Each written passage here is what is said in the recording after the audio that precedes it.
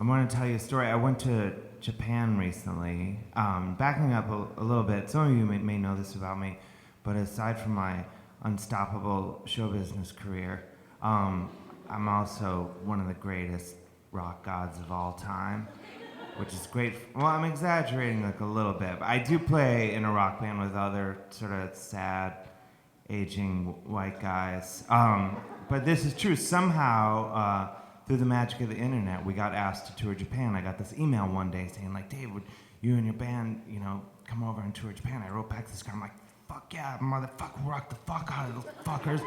And we just bleep that whole section. And I called up the guys in the band, like, we got on a plane with our guitars and our tightest pants and our cocks and balls and everything. We just, like, flew over Japan to start rocking the fuck out of people. Pretty much wherever the people of Japan just needed their asses handed to them by our unstoppable brand of rock and roll ass kicking. We just, like, showed up and kicked them in the nuts with, the compositions we had written and everyone would get babysitters and stuff. And, I don't know how many of you guys have ever been to Japan before, but I had never been there before, and I can honestly say it's the most awesome and amazing place on earth. It's like super beautiful and futuristic, and everyone's weirdly excited about everything all the time. There's like a higher usage of exclamation points per capita. And there's all these... I'm fine. Anyway, there's all these incredible things about Japan. But my favorite thing about Japan, hands down, is the toilets. And it's not like here. Thank you. And it's not like here in America where we have one basic kind of toilet. And I'm not complaining. It's a fine toilet. Like, I have a decent enough track record with it or whatever. But in Japan, they have at least 4 or 5 different kind of toilets, and I would just use them wherever and whenever possible. And I want to tell you about my favorite toilet that they have over there. And this is a toilet I'd seen the whole time I was there, but I never thought I had like the level of privacy or intimacy I needed to really go to town on this thing until we finally got to Tokyo, the last stop of the tour, and I had my own hotel room and had one of these toilets in it. And this toilet, like, to the naked eye, it just looks like a regular toilet, right? But then on the side, there's like sort of this like command center, sort of like on a jet fighter. And then you know how in Europe they have the bidet? It's like sort of like this European like ass blasting machine. Well, I had seen those before, but I never bothered to choose them because I figured if I wanted my ass to be all wet and drippy, like I never would have gone to the bathroom in the first place, right?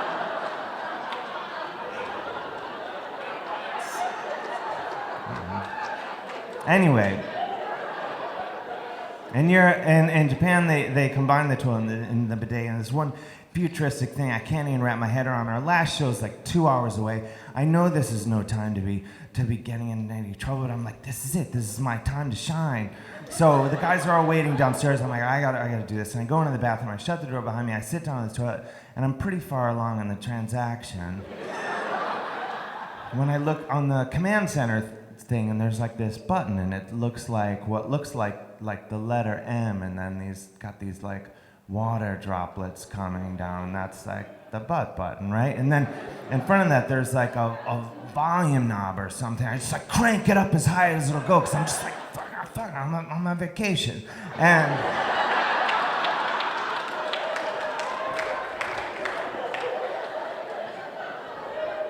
so I close my eyes and hit the butt button. This jet stream comes on. I don't know if there's an electronic eye on this thing that scanned me or what, but somehow I hit the butt button and it just like found me right where I needed to be found. And up until that point in my life, I'd never given much thought, if I get blasted in the anus with water, at what temperature and water pressure would I want it to be? But it doesn't matter, because the Japanese have figured that out for you too.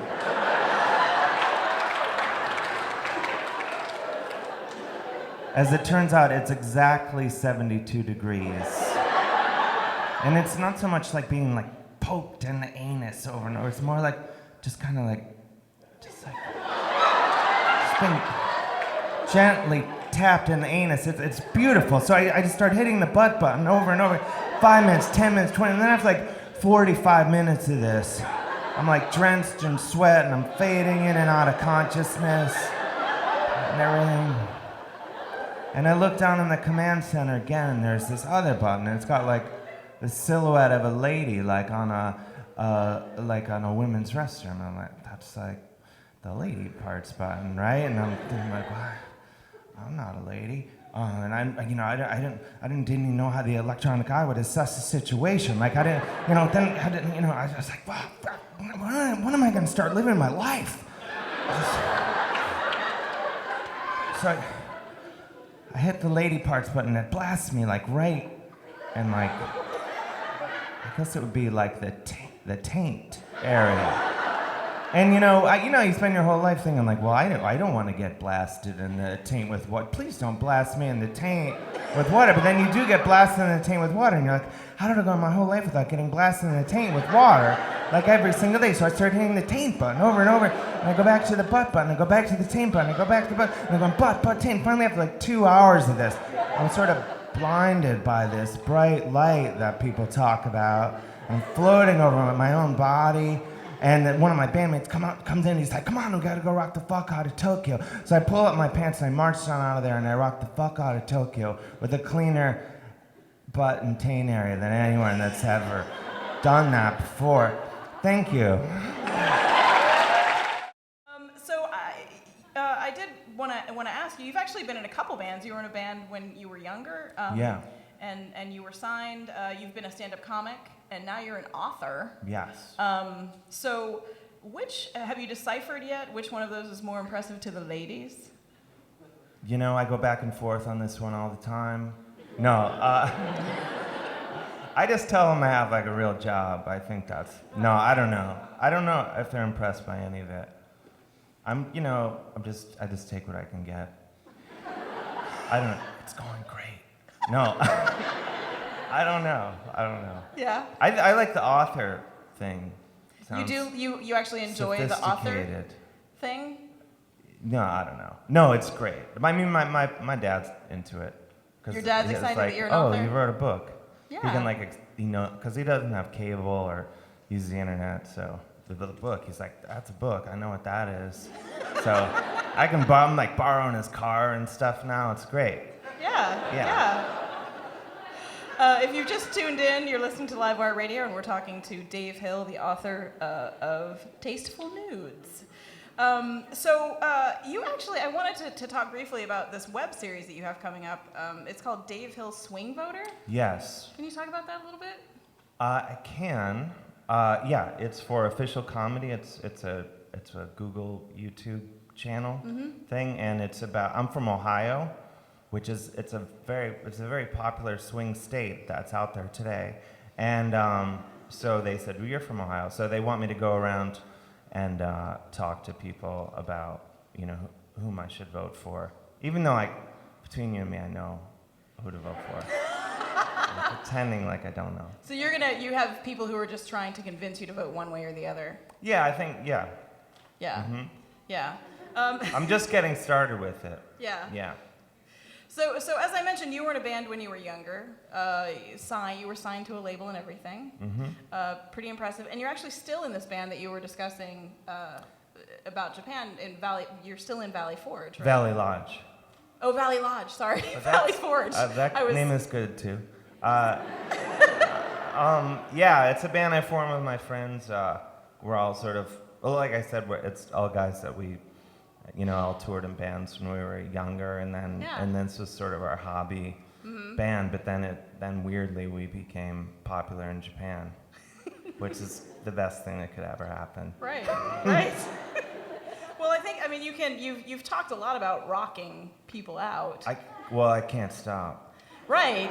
But I think it's one thing to talk the talk, and it's another thing to rock the rock. Yeah, those are two. So I'm wondering things. if you might play something for us. I don't think anyone wants to. All right, I'll do it.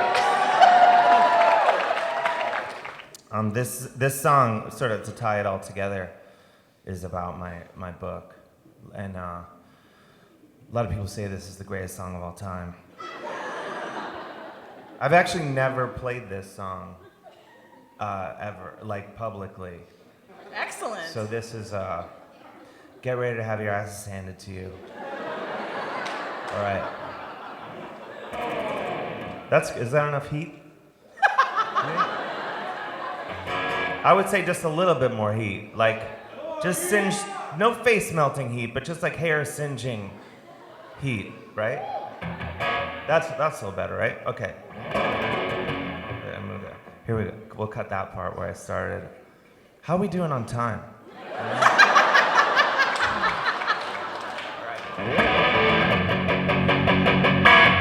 Tasteful Nudes, it's a book I wrote all by myself. Tasteful Nudes, it makes a great Gatsby seem like bullshit. It's not nearly as long as War and Peace, it's got just the right amount of profanity. But getting back to War and Peace for a second, if you ask me, that guy Tolstoy needs to get the fuck over himself. Seriously. I wrote a book called Tasteful. You can read it at the beach on your summer vacation. But if, God forbid, you wind up in prison, you can read it there too. Hey, you'll have the time. But if some guy is bigger than you has to borrow it, you should probably let him solo.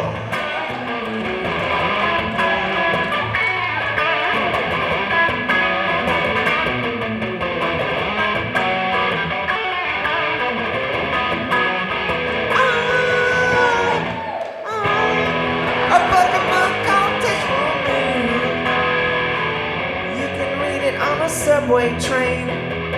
Is this mic getting lower with every? Don't remember it being down there. Solo. You can read it on a subway train. You can read it in the pouring rain. But I don't recommend it cause your book it gets soaked. And this is just my opinion, but I think that could really compromise your reading experience. Break it down now.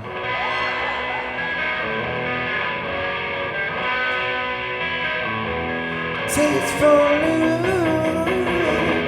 Tasteful Nude,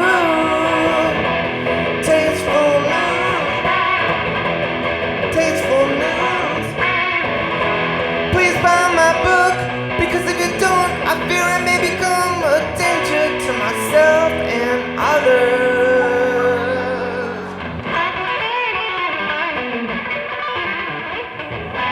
Thank you. Ladies and gentlemen, Mr. Dave Hill. I got through it.